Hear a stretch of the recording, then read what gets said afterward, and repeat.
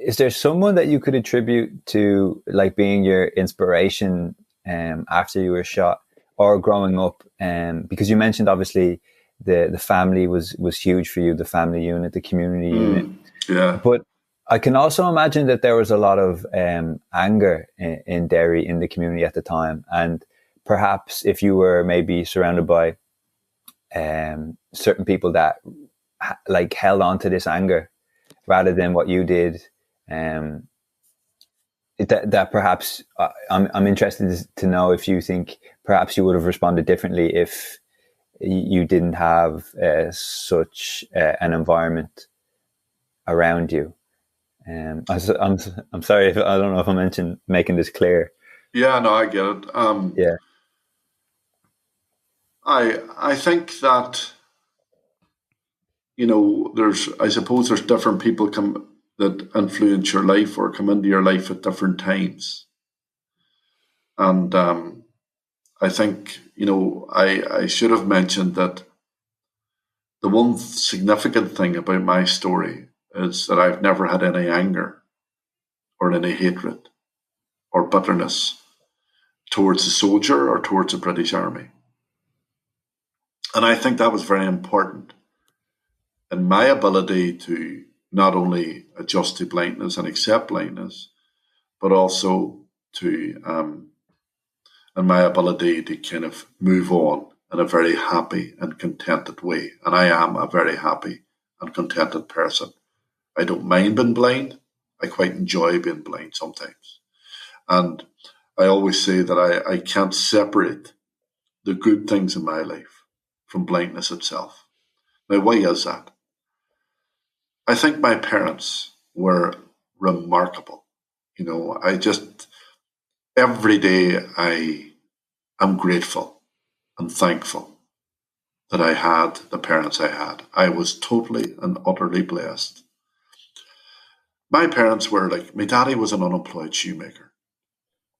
My mother was what you would describe in modern times now as a homemaker.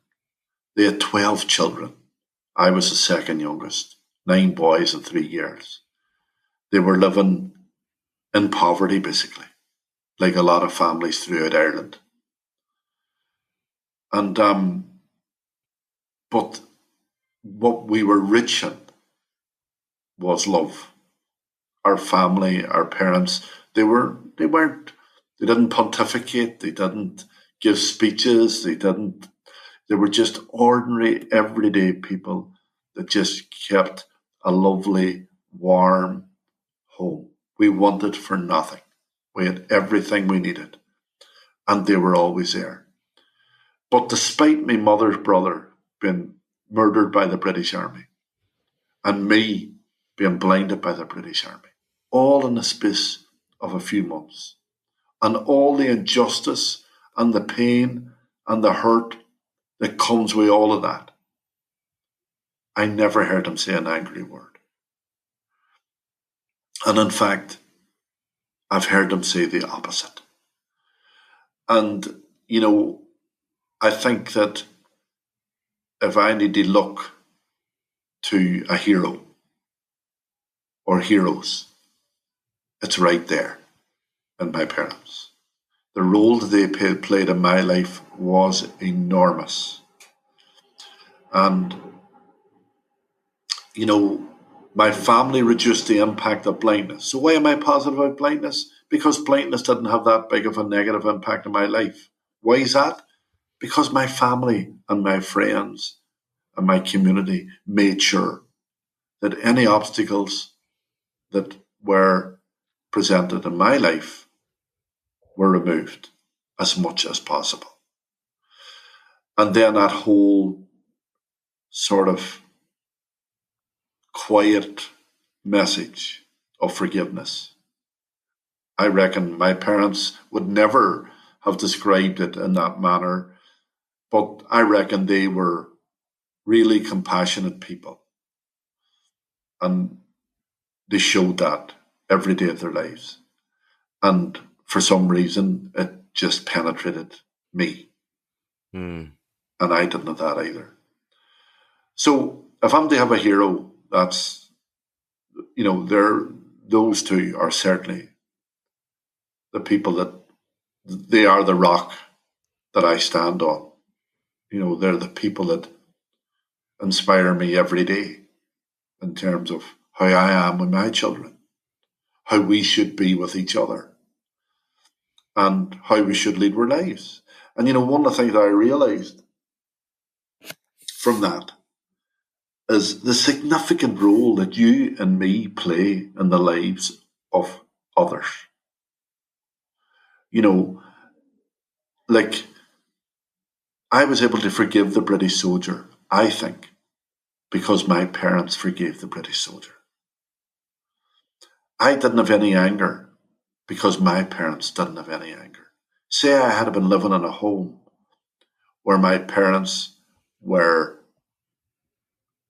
angry, talking about revenge, talking about locking up the soldier and throwing away the key, and we have to get our own back.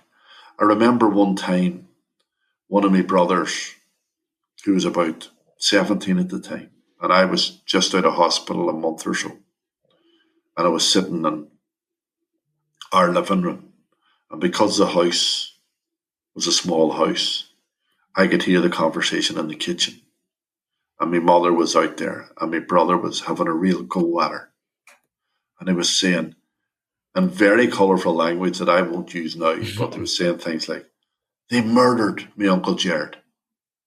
They blinded Richard. It's time to get our own back. Forget about anything else. We need to get our own back on them." And my mother said to him, "If you want to help Richard, go on there to that room and help Richard. But you're not helping Richard by hurting somebody else." Mm. And that was the messages. That was it was almost like the atmosphere in our house. You were surrounded in this bubble of love, compassion, and forgiveness that was just there. And it obviously penetrated me. And so I've realized that the role that I play in relation to my children, the role that I play in everything I say, the people listening to this podcast, I realize that people come to a podcast like this for different reasons. They could be struggling. They could be interested in learning something. They could be vulnerable. They could be hurt. So I'm very aware that, that what I say is hopefully having a positive impact on their next step, on their next thought. So I could be on here saying, hell will never be full until every British soldier's locked up. Hell will never be full until the soldier that blinded me pays for what he did to me. And I will never forgive the man that did it. I don't think I'd be helping anybody else by adopting that attitude. I certainly wouldn't be helping myself. And that's my view. Now, I understand that forgiveness is hard. And I think sometimes we expect too much from victims. We expect victims to lead the way, show us forgiveness, show us, how to go forward. And it's not fair to expect that from a victim. But at the same time, what I would say is, look, wherever a victim can and has the strength to do that, then it's a message worth hearing and it's a message worth sharing. Because if I am contented with blindness, if I am happy with blindness, I attribute it quite a bit to the lack of anger and the presence of forgiveness in my life. But you're asking about heroes, and Derry lost someone in the last few months, John Hume. And John Hume is one of my heroes. And why is he one of my heroes? Because one, he grew up 10 minutes walk from my house. He was just an ordinary Derry man living in extraordinary circumstances. And he used every fibre in his body to achieve peace through peaceful means. And he was successful.